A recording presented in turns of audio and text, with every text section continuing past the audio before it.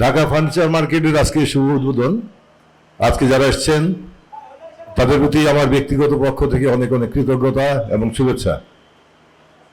Dhaka furniture মার্কেটে যে বলবো প্রবক্তা স্বপ্নদ্রষ্টা মেহেদী হাসান কাকন আমার দীর্ঘদিনের বন্ধু এবং আমার চলচ্চিত্রের কেরিয়ার বলতে যেটা শুরু, আমি চলচ্চিত্র পরিচালক হয়েছি তার মাধ্যমেই, তার কারণেই, এবং এই কারণে আজকে আমি পরিচালক সমিতির সম্মানিত মহাসচিব পদে নির্বাচিত হয়েছি, সেটাও তার কারণে। আমি ব্যক্তিগতভাবে বলতে চাই, তার যে কাজটা সে হাতে নেয় সেই কাজটাকে শতভাগ সে সফল করে ছাড়ে ইনশাল্লাহ। এবং তার অতীতে প্রমাণ আছে কাকন ফার্নিচার মার্কেট বান্ধবতে এবং তার অন্যান্য ব্যবসা বাণিজ্য, পাশাপাশি ঢাকার এই প্রাণ কেন্দ্রে আমি বলবো যে মতিঝিল কেন্দ্রিক এই এলাকার মধ্যে এত বড় একটা মার্কেট হয় এটা আসলে স্বপ্ন ভাবার মতো না, যেটা উনি সফল করেছেন এবং দেখিয়ে দিয়েছেন যে মেহেদী হাসান কাকন যেটা ধরে ছাই বললে সোনা হয়ে যায়।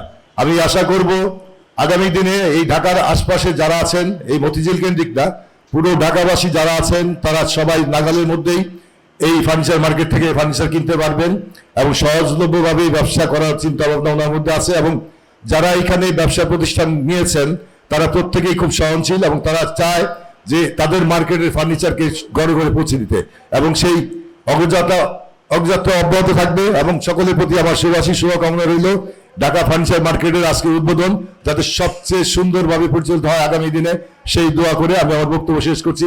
ধন্যবাদ সবাইকে।